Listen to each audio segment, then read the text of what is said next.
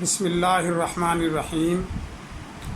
یاد کرتا ہے زمانہ ان انسانوں کو، روک لیتے ہیں جو بڑھتے ہوئے طوفانوں کو۔ ان کی ہمت پہ خوشی ناز کیا کرتی ہے، زندگی ان کے قدم چوم لیا کرتی ہے، جو روک لیتے ہیں بڑھتے ہوئے طوفانوں کو۔ یاد کرتا ہے زمانہ ان انسانوں کو۔ مکتب علم کے خوش فکر ساتھیوں، السلام علیکم ورحمۃ اللہ وبرکاتہ۔ تو غنی از ہر دو عالم من فقیر، تو غنی از ہر دو عالم من فقیر، روز محشر عذر ہائے من پذیر، گر حسابم را تو بینی ناگزیر، از نگاہ مصطفیٰ پنہاں بگیر۔ ان فارسی اشعار کا مفہوم یہ ہے کہ اے رب دو عالم، تو اگر میرے حساب کتاب کو لینا ناگزیر سمجھتا ہے تو غنی از ہر دو عالم من فقیر، کہ دو جہان سے تیری ذات بے نیاز ہے جبکہ میں تو ایک فقیر ہوں۔ روز محشر عذر ہائے من پذیر، حشر کے دن میرا یہ عذر قبول فرما لیجئے۔ گر حسابم را تو بینی ناگزیر، اگر میرے حساب کتاب کو لینا آپ ناگزیر سمجھتے ہیں، ضروری اور لازمی خیال کرتے ہیں۔ از نگاہ مصطفیٰ پنہاں بگیر، کہ پیارے محمد صلی اللہ علیہ وآلہ وسلم کی نظر مبارک سے چھپا کر میرا حساب لے لیجئے کہ مجھ میں ایسی ندامت جو ہے اس کا احساس موجود ہے کہ میں پیارے پیغمبر کا سامنا نہیں کر سکتا، اور اپنے اعمال پر بہت نادم ہوں، بہت خجل ہوں، بہت شرمندہ ہوں، بہت شرمسار ہوں۔ یہ شہرۂ آفاق ربائی علامہ اقبال کی تحریر کردہ ہے۔ علامہ اقبال وہ دیدہ بینائے قوم ہستی ہیں جن کو شاعر مشرق کے لقب سے یاد کیا جاتا ہے۔ اللہ رب العالمین نے خداداد صلاحیتوں اور جو ہے قابل ذکر لیاقتوں سے آپ کو سرفراز فرمایا تھا، اور سال دوم میں اردو لازمی میں سوالیہ پرچہ جو ہے اس میں 20 نمبر کا یہ مضمون شامل ہے، میری پسندیدہ شخصیت یا میرا پسندیدہ شاعر علامہ اقبال۔ تو عزیز طلباء، آج ہم اس مضمون کے حوالے سے کچھ مفید معلومات اور علامہ اقبال کی شاعری اور اس کی قدر و اہمیت کے حوالے سے کچھ معلومات جو ہے آپ تک پہنچائیں گے۔ اور ہم جو ہے آغاز کرتے ہیں اس بات سے کہ انور مسعود نے ایک نظم تحریر کی، اس میں اسکول کا استاد جو ہے وہ تاخیر سے آنے پر ایک طالب علم کی جو ہے وہ باز پرس کر رہا ہے، اور طالب علم جو ہے اس استاد کی باز پرس اور گوشمالی کے جواب میں کیا جواب دیتا ہے۔ تو وہ استاد پوچھتا ہے کہ آج پھر دیر نل آئیں بشیریا، آج پھر دیر نل آئیں بشیریا، اے تیرا پنڈ ہے تے نال ہی سکول ہے، جائیں گا تو میرے کولو ہڈیاں پنا کے، آئیں تو اج دوویں ٹلیاں کو سا کے۔ منشی جی اب بشیرہ جواب دیتا ہے کہ منشی جی ایک گل میری پہلاں سن لو، منشی جی ایک گل میری پہلاں سن لو، اکرمے نے نیر جیا نیر اج پایا جے، مائی نو اے ماردا اے تے بڑا ڈاڈا ماردا اے، اج اس پیڑکے نے حد پئی مکائی ہے، انہوں مار مار کے مدانی بن سٹی سو، لوکی کٹھے ہوئے نے تے اتھوں پج وکے آئے، کتاباں چک کے تے سکول ول نسے آئے، مائی اس دی منشی جی گھر ساڑے آئی سی، ਅੱਖਾਂ ਵਿੱਚ ਅਥਰੂ ਤੇ ਬੁੱਲਾਂ ਵਿੱਚ ਰਤ ਸੀ, ਮੂੰਹ ਉੱਤੇ ਨੀਲ ਸਨ ਤੇ ਸੁੱਜਿਆ ਹੋਇਆ ਹੱਥ ਸੀ। ਆਖਣ ਲੱਗੀ ਬਸ਼ੀਰਿਆ, ਇੱਕ ਕੰਮ ਮੇਰਾ ਵੀ ਕਰੀ ਅੱਜ ਹੀ ਰਿਹਾ, ਅਕਰਮਾ ਮੇਰਾ ਰੁੱਸ ਕੇ ਮਦਰਸੇ ਟੁਰ ਗਿਆ ਏ, ਰੋਟੀ ਉਹਦੀ ਲਈ ਜਾ ਮਦਰਸੇ, ਰੀਝ ਨਾਲ ਰਿੰਨਿਆ ਸੂ ਉਹਨੇ ਆਂਡਿਆਂ ਦਾ ਹਲਵਾ, ਘਿਓ 'ਚ ਗੁੰਨ ਕੇ ਪਰੌਂਠੇ ਉਸ ਪੱਕੇ ਨੇ, ਔਰ ਰੋਟੀ ਉਹਨੇ ਬੰਨ੍ਹ ਕੇ ਦਿੱਤੀ ਜੇ, रोटी घिओ गुन के परौंठे उस पके ने, रीझ नाल रिन्निया सू आंडियां दा हलवा।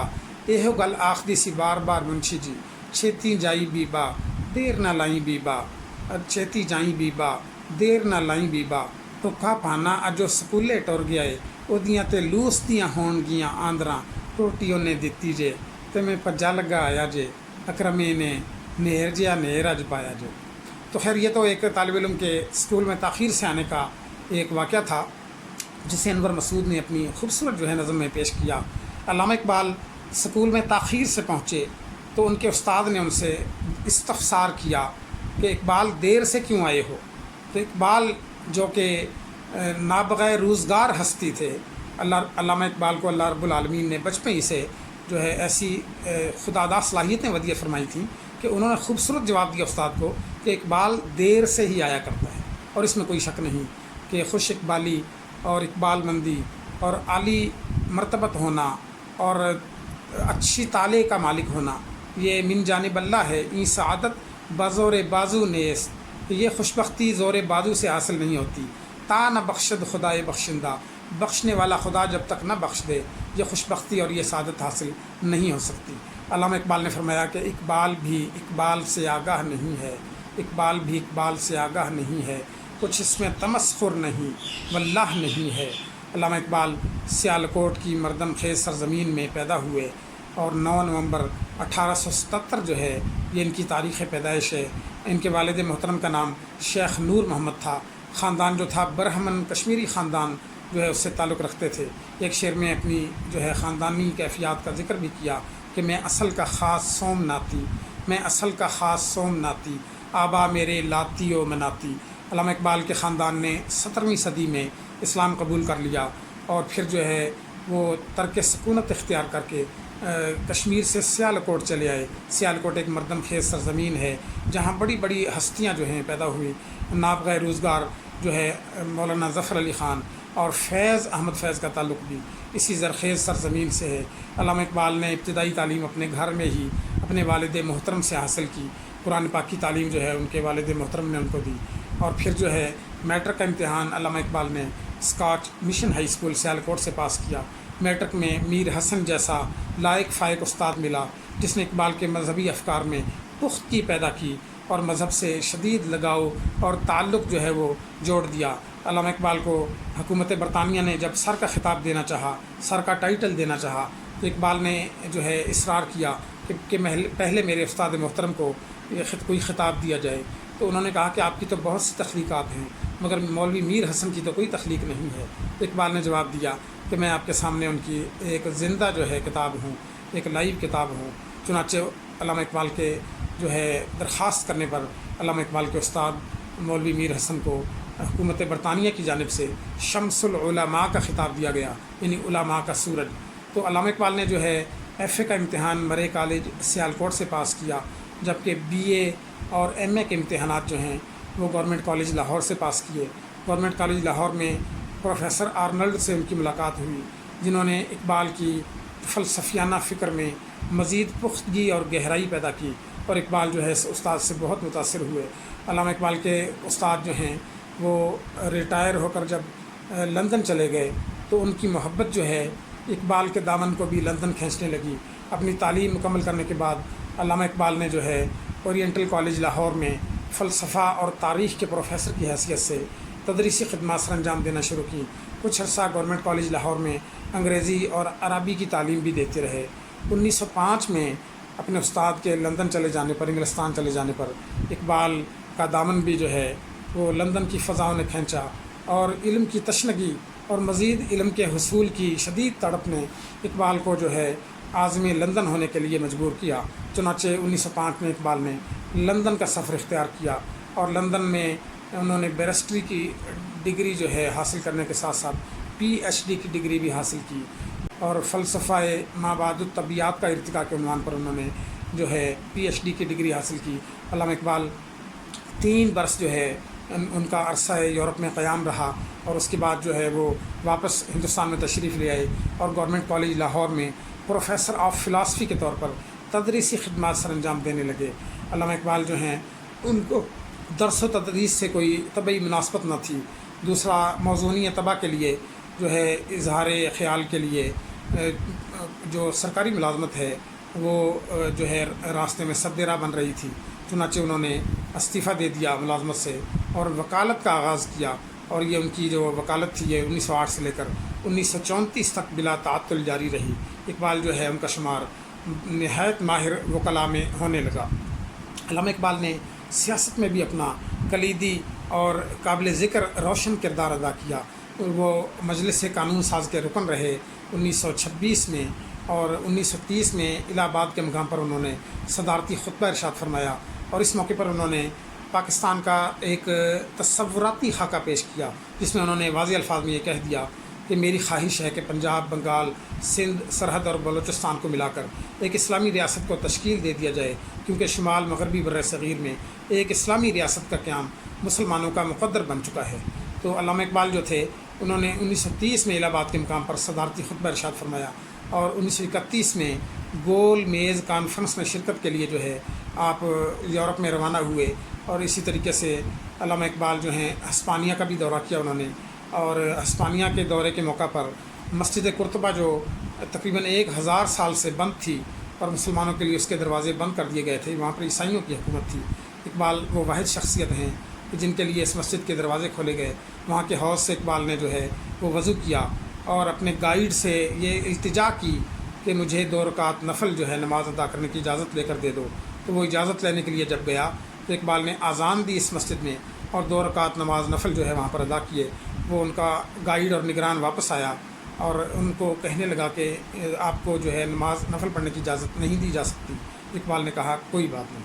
تو علامہ اقبال جو ہیں انہوں نے ایک طویل نظم بھی اس مسجد کے عنوان سے لکھی، مسجد قرطبہ اس کا عنوان ہے، جو ان کی شہرۂ آفاق کتاب بانگ درا میں شامل ہے۔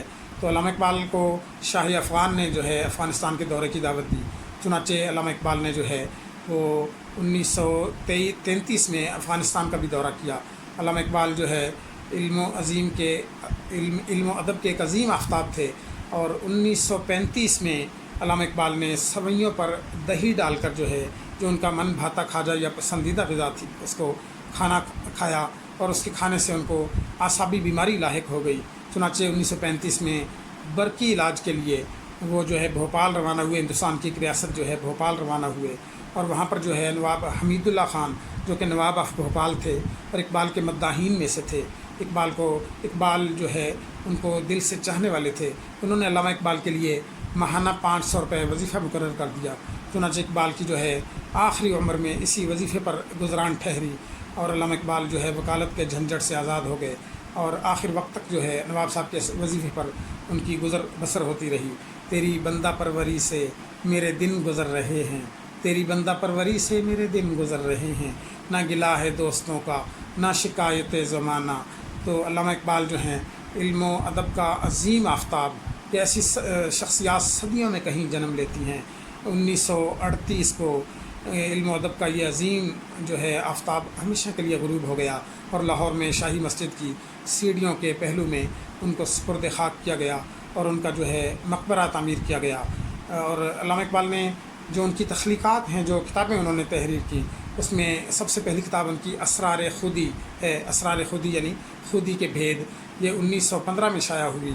اس کے بعد ان کی کتاب جو ہے شاعری پر مشتمل رموز بے خودی کے عنوان سے شائع ہوئی، یہ 1918 میں یہ شائع ہوئی۔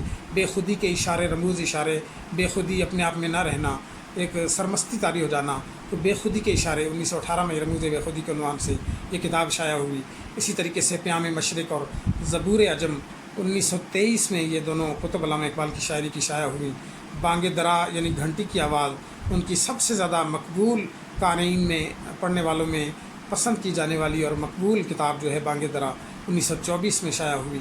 بال جبرائیل 1925 میں شائع ہوئی، اور اسی طریقے سے ضرب کلیم، کلام کرنے والے کے کلام کی تاثیر، یہ 1926 میں شائع ہوئی۔ ارمغان حجاز جو ہے یہ 1938 میں شائع ہوئی۔ حجاز کا تحفہ جو ہے یہ 1938 میں شائع ہوئی۔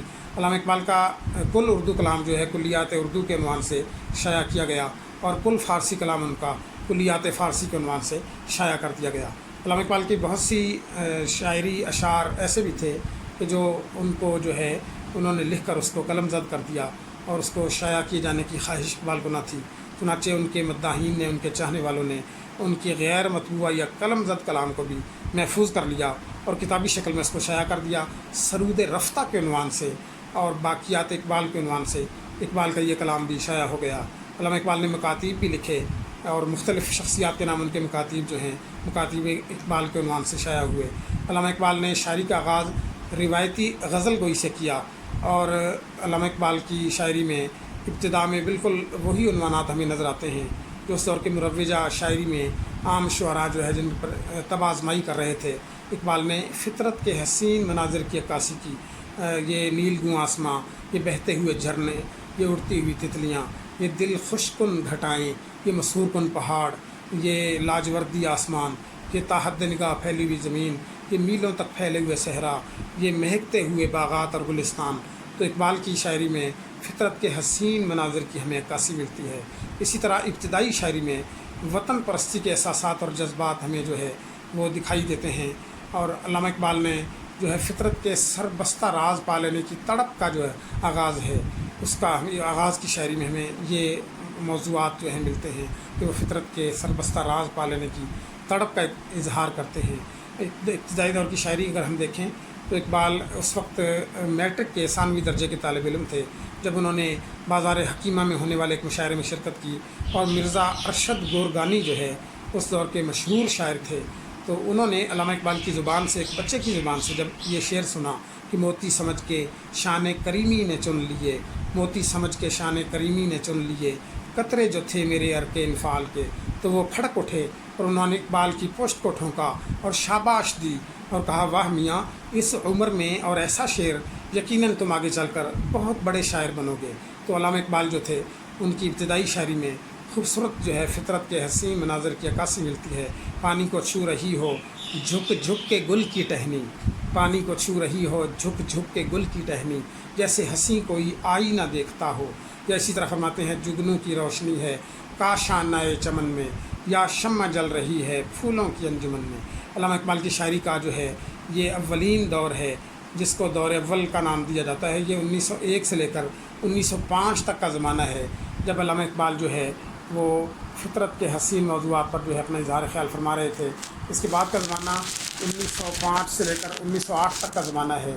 اس دور میں علامہ اقبال نے جو ہے جن موضوعات پر اظہار خیال کیا وہ مغربی تہذیب کا مطالعہ ہے، چونکہ یہ عرصہ یورپ میں عرصہ قیام کا زمانہ جو ہے یہ 1905 سے 1908 تک کا زمانہ ہے۔ اس زمانے میں اقبال نے جن موضوعات پر خامہ فرسائی کی، جن موضوعات کو جن رشاط فکر کو صفحہ قرطاس پر انہوں نے منتقل کیا، وہ موضوعات جو ہیں مغربی تہذیب کا مطالعہ ہے، روحانیت اور اخلاقی زوال کا یورپ میں مشاہدہ ہے، اور مادیت پرستی کی مذمت ہے۔ اس دور کی اگر شاعری کا ہم نمونہ دیکھیں تو اقبال فرماتے ہیں کہ تمہاری تہذیب اپنے خنجر سے آپ ہی خود کشی کرے گی، جو شاخ نازک پہ آشیانہ بنے گا نا پائیدار ہوگا۔ یہ فرماتے ہیں زمستانی ہوا میں گرچہ تھی شمشیر کی تیزی، زمستانی ہوا میں گرچہ تھی شمشیر کی تیزی، نہ چھوٹے مجھ سے لندن میں بھی آداب سحر خیزی۔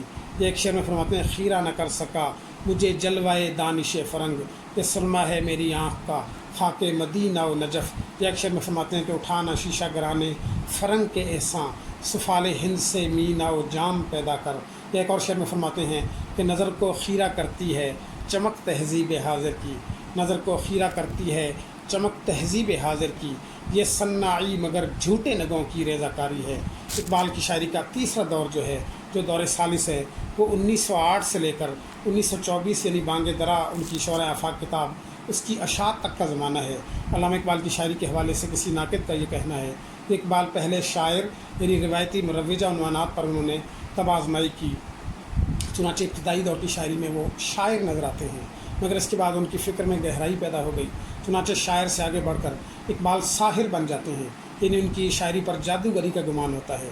وہ اذہان و قلوب کو بہت متاثر کرتے ہیں، اپنے افکار و خیالات سے ایک جہان کو انہوں نے متاثر کیا۔ فرماتے میرے اشعار اے اقبال کیوں پیارے نہ ہوں مجھ کو، میرے اشعار اے اقبال کیوں پیارے نہ ہوں مجھ کو، میرے ٹوٹے ہوئے دل کے یہ درد انگیز نالے ہیں۔ اور علامہ اقبال جو ہے وہ ان کی پہلے شاعری، پھر ساحری، اور تیسرے درجے پر ان کی شاعری ساحری سے آگے بڑھ کر پیغمبری جو ہے، یعنی کہ ان کے کلام پر الہامی کلام ہونے کا شائبہ جو ہے یہ گزرتا ہے۔ ان کو خراج عقیدت پیش کرتے ہوئے ان کے ناقد نے یہ کہا کہ پہلے وہ شاعر ہیں، پھر ساحر ہیں، اور پھر الہامی کلام جو ہے گویا وہ اپنے مداحین تک پہنچا رہے ہیں۔ تو اقبال کے جو ہے شاعری کا تیسرا زمانہ ڈاکٹر سید عبداللہ جو کہ ان کے ناقد ہیں، اردو کے مشہور ناقد، انہوں نے 4 ادوار میں اقبال کی شاعری کو تقسیم کیا ہے۔ طیف اقبال ان کی جو ہے نثر کی پر مشتمل تنقیدی کتاب ہے، تو اس میں فرماتے ہیں کہ دور ثالث اقبال کی شاعری کا 1908 سے لے کر 1924 تک کا زمانہ ہے۔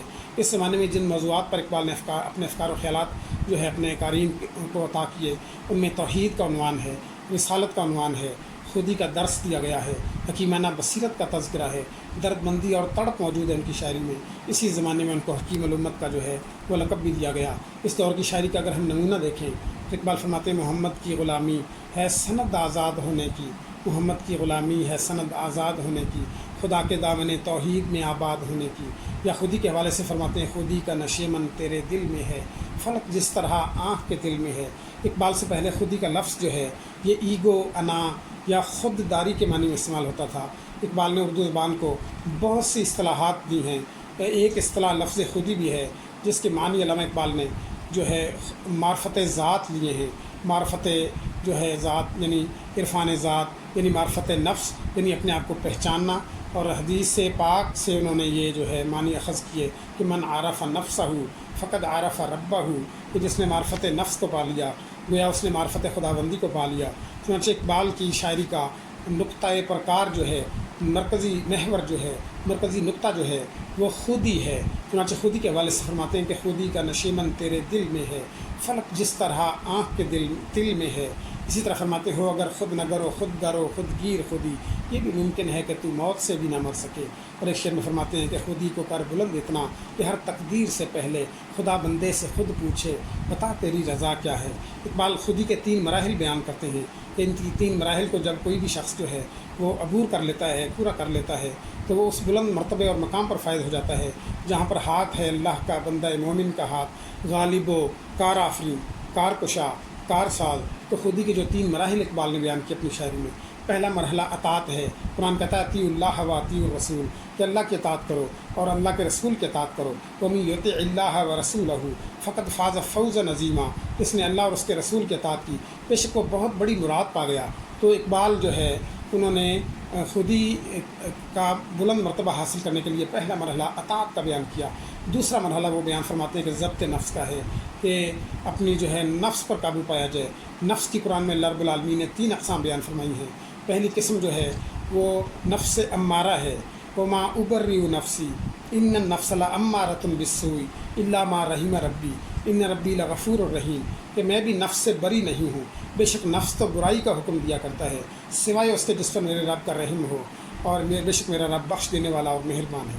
نفس کی دوسری قسم اللہ رب العالمین نے قرآن میں بیان فرمائی، وہ جو ہے سورہ قیامت میں فرمایا لا اقسم بیوم القیامت ولا اقسم بالنفس اللوامہ، کہ میں قسم کھاتا ہوں یوم قیامت کی اور میں قسم کھاتا ہوں ملامت کرنے والے نفس کی۔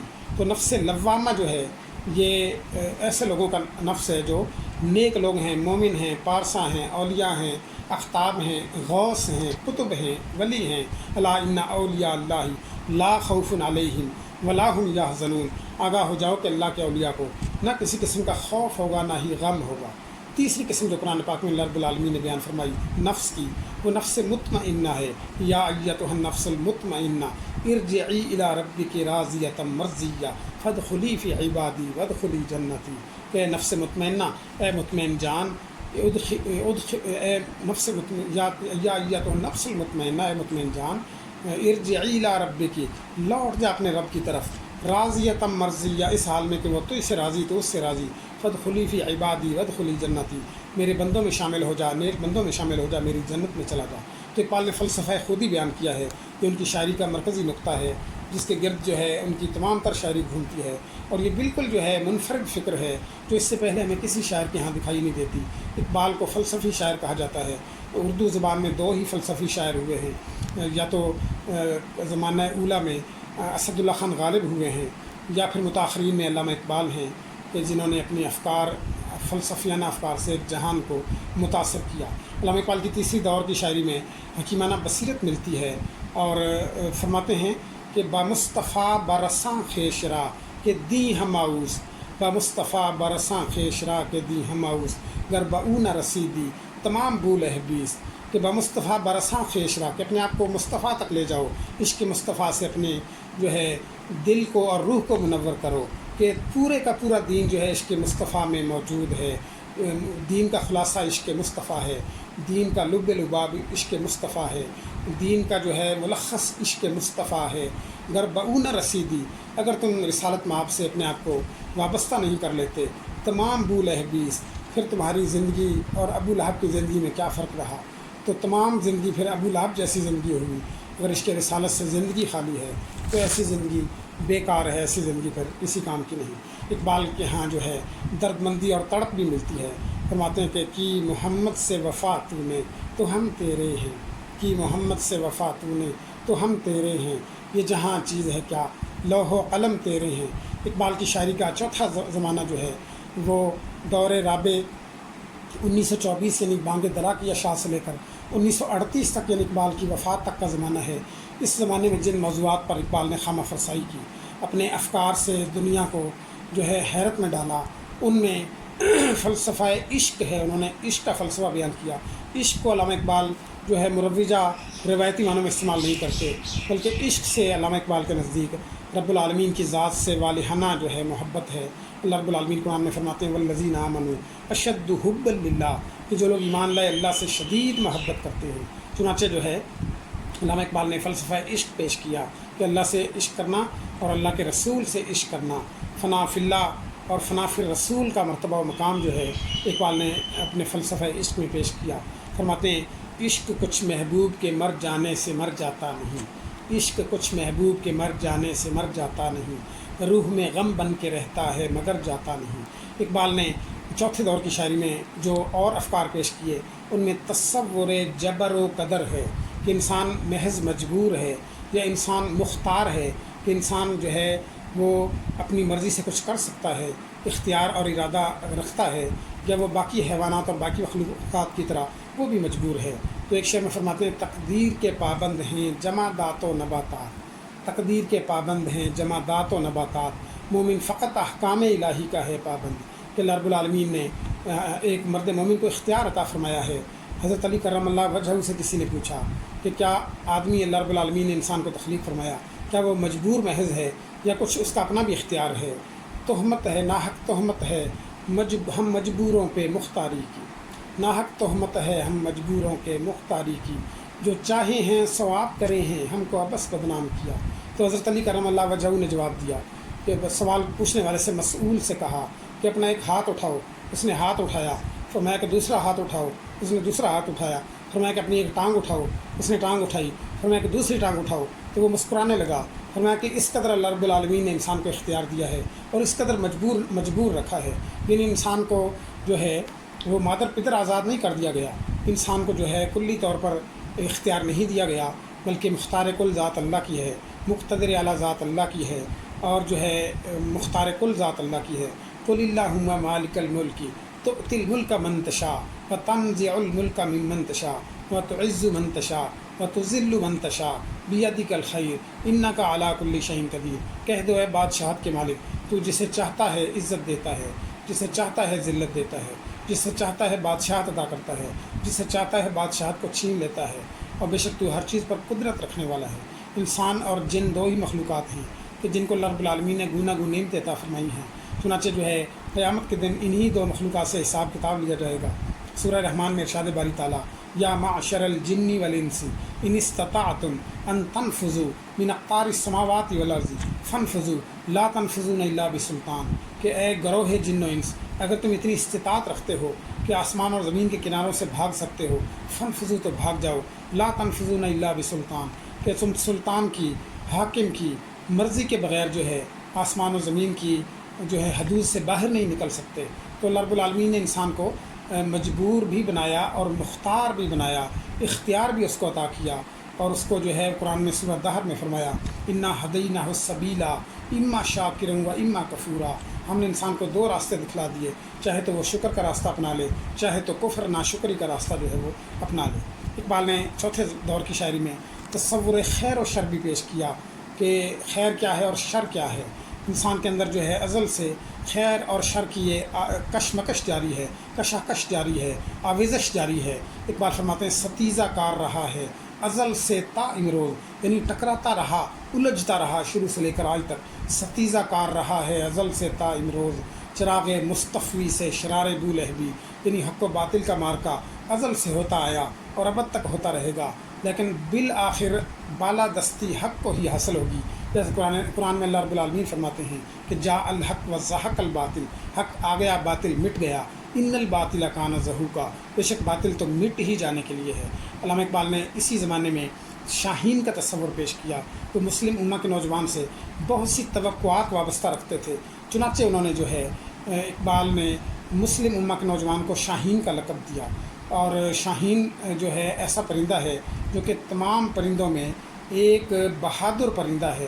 علامہ اقبال نے اس پرندے میں بہت سی صفات کا مشاہدہ کیا کہ یہ دور بین ہے، یہ تیز نگاہ ہے، یہ بلند پرواز ہے، یہ فلک کی پہنائیوں میں اڑتا ہے، یہ فقر کا حامل ہے، یہ غیور ہے، یہ تجسس کا حامل ہے، یہ جو ہے فقر و استغنا کا مالک ہے، یہ آشیانہ نہیں بناتا، یہ عام پرندوں کی طرح قید کی زندگی جو ہے اس پر قانے نہیں ہوتا، آزاد فضاؤں میں اڑنے والا. اور یہ جو ہے پہاڑوں کی چٹانوں پر بیٹھتا ہے، بے آشیانی اس کی صفت ہے. تو بہت سی صفات کا اقبال نے جو ہے وہ مشاہدہ کیا جب اس پرندے میں کہ یہ مردار نہیں کھاتا اور جو ہے یہ شکار زندہ کی لذت سے جو ہے لذت اندوز ہوتا ہے. چنانچہ اقبال فرماتے ہیں چیتے کا جگر چاہیے شاہی کا تجسس، چیتے کا جگر چاہیے شاہی کا تجسس، جی سکتے ہیں بے روشنی دانش فرنگ. اور اسی طرح فرماتے ہیں کہ نہیں ہے تیرا نشیمن کثر سلطانی کے گنبد پر، تو شاہی ہے بسیرا کر پہاڑوں کی چٹانوں میں. اور اسی طرح جو ہے علامہ اقبال نے مرد مومن کا تصور پیش کیا کہ ایک فرد جو ہے جب خودی کے 3 مراحل طے کر لیتا ہے، اطاعت کا حلقہ گلے میں ڈال لیتا ہے، ضبط نفس کا عادی ہو جاتا ہے، اور جو ہے تیسرا مرحلہ خودی کا نیابت خداوندی ہے، یعنی زمین پر اللہ نے حضرت انسان کو اپنا نائب بنایا. فرشتوں سے مخاطب ہو کر فرمایا کہ انی جاعل فی الارض خلیفہ، کہ میں زمین پر اپنا نائب بنانے والا ہوں. تو فرشتوں نے عرض کیا کہ پروردگار کیا تو زمین پر ایسا نائب بنائے گا جو کچھ تو خون کرے گا اور فساد جو ہے اس کو فروغ دے گا. اللہ نے جواب میں کہا کہ انی اعلم ما لا تعلمون، کہ جو کچھ میں جانتا ہوں وہ تم نہیں جانتے. تو علامہ اقبال نے جو ہے اس حقیقت سے پردہ اٹھایا کہ انسان عظیم ہے، انسان کو اللہ نے اشرف المخلوقات بنایا، انسان کو اللہ نے مسجود ملائک بنایا، انسان کو اللہ نے شاہکار دست قدرت بنایا، انسان کو اللہ نے عقل و خرد کا سرمایہ عطا کیا، انسان کو اللہ نے سربلندی عطا فرمائی، انسان کو اللہ نے 18,000 مخلوقات پر جو ہے شرف اور کمال بخشا. چنانچہ فرماتے ہیں یہ راز کسی کو نہیں معلوم کہ مومن قاری نظر آتا ہے، حقیقت میں ہے قرآن، اور ہر لہجہ ہے مومن کی نئی شان نئی آن، گفتار میں کردار میں اللہ کی برہان، قہاری و غفاری و قدوسی و جبرو، یہ 4 عناصر ہوں تو بنتا ہے مسلمان. تو علامہ اقبال کا کلام اگر ہم اس کا مطالعہ کریں تو اس میں عام شعراء سے ہٹ کر ہمیں بہت ہی خصوصی افکار ملتے ہیں. علامہ اقبال جو ہے وہ مروجہ شاعری سے بالکل ہٹ کر انہوں نے تازہ افکار جو ہے اپنے قارئین کے لیے پیش کیے، اور ان کی شاعری ہر طبقے کے لیے ہے. انہوں نے بچوں کے لیے بھی شاعری کی، انہوں نے طبقہ نسواں کے لیے بھی شاعری کی، انہوں نے نوجوانوں کے لیے بھی شاعری کی، انہوں نے بوڑھوں کا بھی ذکر کیا. اور ان کی شاعری جو ہے اس پر اسلام کی چھاپ ہے، افکار اسلامی کی چھاپ ہمیں نظر آتی ہے کہ ان کو ترجمان حقیقت کہا جاتا ہے، ان کو ترجمان اسلام کہا جاتا ہے، ان کو جو ہے علامہ اقبال کو حقیقت کا ترجمان کہا جاتا ہے. اقبال کی شاعری میں جو خوبصورت جو ہے خوبی ہے وہ تخیل کی بلندی ہے کہ اللہ رب العالمین نے ان کو ایسی فکر عطا کی تھی کہ جو عدیم النظیر فکر تھی، جو فقید المثال فکر تھی. اقبال فرماتے ہیں آگ ہے، اولاد ابراہیم ہے، نمرود ہے، کیا کسی کو پھر کسی کا امتحان مقصود ہے. اور اسی طریقے سے وہ فرماتے ہیں کہ برتر از اندیشہ سود و زیاں ہے زندگی، برتر از اندیشہ سود و زیاں ہے زندگی، ہے جاں اور کبھی تسلیم جاں ہے زندگی، تو اسے پیمانہ امروز و فردا سے نہ ناپ، جاوداں پہم رواں ہر دم جواں ہے زندگی، اور زندگانی کی حقیقت کوہکن کے دل سے پوچھ، جوئے شیرو تیشاؤ سنگ گراں ہے زندگی. تو علامہ اقبال جو ہے فرماتے ہیں کہ غریب و سادہ و رنگی ہے داستان حرم، نہایت جس کی حسین ابتدا ہے اسماعیل. اقبال نے اپنی شاعری میں نادر تشبیہات کا بھی استعمال کیا کہ جس چابک دستی سے، جس فنکارانہ مہارت سے اقبال نے تشبیہات کو بیان کیا، ہمیں کسی دوسرے شاعر کے ہاں ایسی خوبصورتی اور ایسی اصطلاحات والی جو ہے تشبیہات ہمیں نہیں ملتی. اقبال فرماتے ہیں جگنوں کی روشنی ہے کاشانہ چمن میں، یا شمع جل رہی ہے پھولوں کی انجمن میں، یا پانی کو چھو رہی ہو جھک جھک کے گل کی ٹہنی، جیسے ہنسی کوئی آئینہ دیکھتا ہو. علامہ اقبال کی شاعری میں ہمیں سوز و گداز جو ہے وہ ملتا ہے. فرماتے ہیں اٹھو میری دنیا کے غریبوں کو جگا دو، کاخ عمرا کے در و دیوار ہلا دو، جس کھیت سے دہقاں کو میسر نہ ہو روزی، اس کھیت کے ہر خوشۂ گندم کو جلا دو۔ سلطانی جمہور کا آتا ہے زمانہ، جو نقش کہن تم کو نظر آئے مٹا دو۔ فرماتے عمل سے زندگی بنتی ہے، جنت بھی جہنم بھی، یہ خاکی اپنی فطرت میں، نہ نوری ہے نہ ناری ہے۔ اسی طرح فرماتے ہیں خدا کے عاشق تو ہیں ہزاروں، بنوں میں پھرتے ہیں مارے مارے، میں اس کا بندہ بنوں گا جس کو خدا کے بندوں سے پیار ہوگا۔ فرماتے وہی ہے صاحب امروز، جس نے اپنی ہمت سے زمانے کے سمندر سے نکالا گوہر فردا۔ اقبال کی شاعری میں ہمیں تغزل ملتا ہے، یعنی ان کی شاعری میں موسیقیت ہے، ان کی شاعری ہمیں اکتاہٹ میں مبتلا نہیں کرتی، بلکہ کانوں میں رس گھلتی ہوئی اور ذہن و قلب کو متاثر کرتی ہوئی اور افکار کو جلا بخشتی ہوئی، قلب و ذہن پر گہرے اثرات مرتب کرتی ہوئی ان کی خوبصورت شاعری۔ فرماتے ہیں قصوروار غریب الدیار ہوں لیکن، قصوروار غریب الدیار ہوں لیکن، تیرا خرابہ فرشتے نہ کر سکے آزاد۔ اور اس طرح فرماتے ہیں اگر کجرو ہے انجم آسماں تیرا ہے یا میرا، اگر کجرو ہے انجم آسماں تیرا ہے یا میرا، مجھے فکر جہاں کیوں ہو جہاں تیرا ہے یا میرا۔ اور اسی طرح فرماتے ہیں اپنی حکمت کے خم و پیچ میں الجھا ایسا، آج تک فیصلہ نفع و ضرر کر نہ سکا، وہ جس نے سورج کی شعاؤں کو گرفتار کیا، زندگی کی شب تاریک سحر کر نہ سکا۔ اور اس طرح اقبال کے ہاں شاہین کا تصور ملتا ہے کہ مسلم امہ کے نوجوان کو انہوں نے شاہین کا لقب دیا۔ فرماتے ہیں پرندوں کی دنیا کا درویش ہوں میں، کہ شاہین بناتا نہیں آشیانہ، جھپٹنا پلٹنا پلٹ کر جھپٹنا، لہو گرم رکھنے کا ہے ایک بہانہ۔ تو اقبال کی شاعری کا جو خوبصورت جو پہلو ہے وہ عشق رسالت مآب ہے، اور انہوں نے جو ہے نہایت خوبصورت نعتیہ اشعار کہے علامہ اقبال نے۔ ان کا بچے بچے کی زبان پر آ جانے والا اور نہایت مشہور شعر ہے کہ کی محمد سے وفا تو نے تو ہم تیرے ہیں، یہ جہاں چیز ہے کیا لوح و قلم تیرے ہیں۔ علامہ اقبال اس قدر رسالت مآب کے عشق میں جو ہے وہ ڈوبے ہوئے تھے اور مستغرق تھے کہ جب بھی رسالت مآب کا نامی اس میں گرامی آتا، اقبال جو ہے ان کی آنکھیں بھیگ جاتی، وہ رونے لگ جاتے، اور قرآن پاک کا جب جو ہے مطالعہ کر رہے ہوتے، تلاوت فرما رہے ہوتے، تو قرآن پاک پر ان کے زار و قطار آنسو بہنے لگتے، اور اوراق قرآن تر ہو جاتے، اور ان کا ملازم علی بخش اٹھا کر ان کو جو ہے دھوپ میں خشک کرنے کے لیے رکھ دیتا۔ عشق رسالت مآب نے علامہ اقبال کا دل گداز فرما دیا تھا، چنانچہ رسالت مآب کے نامی اسم گرامی کو سنتے ہی رونے لگ جاتے تھے۔ جب نام تیرا لیجئے تب چشم بھر آوے، جب نام تیرا لیجئے تب چشم بھر آوے، ایسی زندگی کرنے کو کہاں سے جگر آوے۔ اقبال جو ہے رسالت مآب سے عشق پر جو ہے زور دیتے ہیں، سخت تلقین فرماتے ہیں کہ رسالت مآب کے عشق کے بغیر زندگی بیکار ہے۔ گر تمی خواہی مسلمان زیستن، نیست ممکن جز بقرآن زیستن۔ اور اسی طرح فرماتے ہیں کہ قوت عشق سے ہر پست کو بالا کر دے، قوت عشق سے ہر پست کو بالا کر دے، دہر میں اس میں محمد سے اجالا کر دے۔ اور اسی طرح فرماتے ہیں محمد کی غلامی ہے سند آزاد ہونے کی، خدا کے دامن توحید میں آباد ہونے کی۔ فرماتے ہیں لوح بھی تو قلم بھی تو تیرا وجود الکتاب، لوح بھی تو قلم بھی تو تیرا وجود الکتاب، گنبد آبگی نہ رنگ تیرے محیط میں حباب، تیری نگاہ ناز سے دونوں مراد پا گئے، عقل غیاب و جستجو، عشق حضور و اضطراب۔ اسی طرح علامہ اقبال جو ہیں ان کی شاعری کا ایک اور بنیادی جو ہے پہلو وہ اسلامی طرز حیات ہے، کہ ایسی زندگی گزاری جائے جس میں اسلام کی جھلک نظر آئے، سر سے لے کر پاؤں تک ہم جو ہے افکار اسلامی کو اپنا لیں، حرز جان بنا لیں۔ فرماتے ہیں گر تومی خواہی مسلمان زیستن، کہ اے میرے مخاطب اگر تو ایک سچے پکے پختہ مسلمان والی زندگی چاہتا ہے، نیست ممکن جز بقرآن زیستن، کہ جب تک تو قرآن سے وابستہ نہیں ہو جاتا، افکار قرآنی کو اپنی زندگی میں نہیں اپنا لیتا، تب تک ایک سچے مسلمان والی زندگی تجھے نہیں مل سکتی۔ چنانچہ فرماتے ہیں قرآن میں ہو غوطہ زن اے مرد مسلمان، قرآن میں ہو غوطہ زن اے مرد مسلمان، اللہ تجھ کو عطا کرے جدت کردار۔ اقبال کی شاعری کا ایک اور نمایاں پہلو جو ہے وہ درس قوت ہے۔ اقبال جو ہے وہ اتحاد بین المسلمین کے قائل تھے، اور دنیا بھر کے مسلمانوں کو ایک پرچم تلے، اسلام کے پرچم تلے متحد دیکھنے کے متمنا تھے۔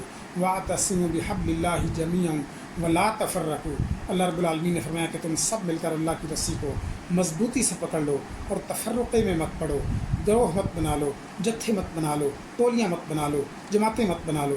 کونوا عباد اللہ اخوانا، اللہ کے رسول کا ارشاد ہے اللہ کے بندو آپس میں بھائی بھائی ہو جاؤ۔ قرآن میں اللہ فرماتے ہیں انما المؤمنون اخوۃ، بے شک اہل ایمان اخوت کی لڑی میں پروئے ہوئے ہیں۔ چنانچہ اقبال کے ہاں بھی ہمیں اتحاد بین المسلمین کی دعوت ملتی ہے۔ فرماتے ہیں ایک ہو مسلم حرم کی پاسبانی کے لیے، ایک ہو مسلم حرم کی پاسبانی کے لیے، نیل کے ساحل سے لے کر تاب خاک کاشغر۔ ایک شعر میں فرماتے ہیں سبق پھر پڑھ صداقت کا، عدالت کا، شجاعت کا، لیا جائے گا تجھ سے کام پھر دنیا کی امامت کا۔ فرماتے ہیں افراد کے ہاتھوں میں ہے اقوام کی تقدیر، افراد کے ہاتھوں میں ہے اقوام کی تقدیر، ہر فرد ہے ملت کے مقدر کا ستارہ۔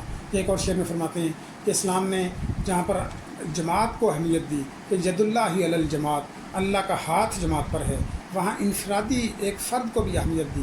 فرماتے ہیں فرد قائم ربط ملت سے ہے، تنہا کچھ نہیں، موج ہے دریا میں اور بیرون دریا کچھ نہیں۔ عام طور پر ہمارے ہاں جو شاعری کی جاتی ہے وہ قیل و قال پر مشتمل ہوتی ہے، وہ لا یعنیت پر مشتمل ہوتی ہے، وہ محبوب کے مجازی حسن کے تذکروں پر مشتمل ہوتی ہے۔ لیکن اقبال کی شاعری جو ہے با مقصد شاعری ہے۔ اقبال کی شاعری جو ہے وہ مقصدیت کی حامل شاعری ہے، اس میں بلا کا ادبی حسن ہے، غضب کی شعریت ہے، زبان و بیان کا حسن ہے، طرز ادا کی دلکشی ہے۔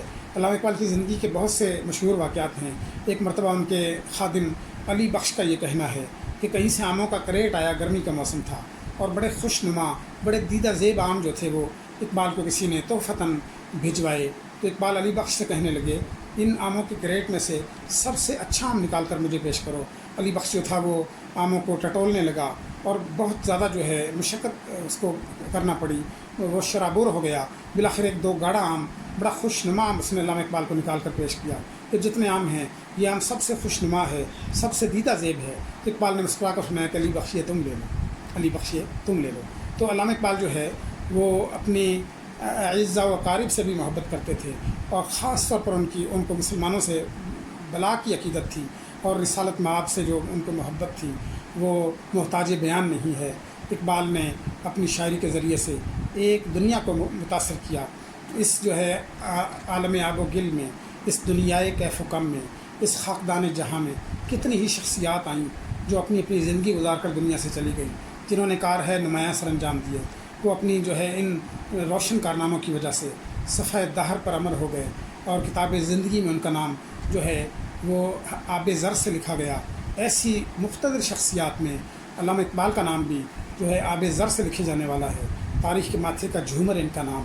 کیسے کیسے کام دنیا میں کر جاتے ہیں لوگ، کیسے کیسے کام دنیا میں کر جاتے ہیں لوگ، زندہ رہتے ہیں سدا، مرنے کو مر جاتے ہیں لوگ۔ علامہ اقبال نے اللہ نے جو بے مثل ان کو دل و دماغ عطا فرمایا تھا، جو فقید المثال ان کو فکر عطا فرمائی تھی، جو فکر جو ہے چشم کشا افکار ان کو عطا فرمائے تھے، اور جو دل افروز ان کو تصورات بخشے تھے، اقبال نے شاعری میں ڈھال کر ان کو پیش کیا۔ اقبال کی شاعری اسلامی جو ہے افکار و نظریات پر مشتمل ہے۔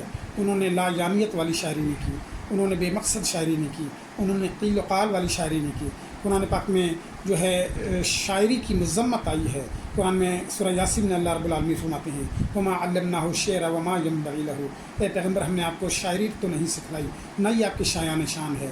اسی طرح جو ہے قرآن پاک کے بارے میں فرمایا ما هو بقول شاعر قلیلا ما تؤمنون، یہ کسی شاعر کا قول نہیں، تھوڑا ہے جو تم ایمان لاتے ہو۔ سورہ شعراء پوری ایک سورت نازل ہوئی، اس میں اللہ رب العالمین نے دو ٹوک الفاظ میں، بڑے واشگاف الفاظ میں، بڑے واضح الفاظ میں فرمایا کہ الشعراء یتبعهم الغاوون، بے شک شعراء کی پیروی تو گناہ لوگ کرتے ہیں۔ الم تر انہم فی کل وادی یہیمون، کیا تو نے نہیں دیکھا کہ وہ وادی در وادی سرگردہ رہتے ہیں۔ وانہم یقولون ما لا یفعلون، اور زبان سے ایسی باتیں کرتے ہیں جن پر ان کا عمل نہیں ہوتا۔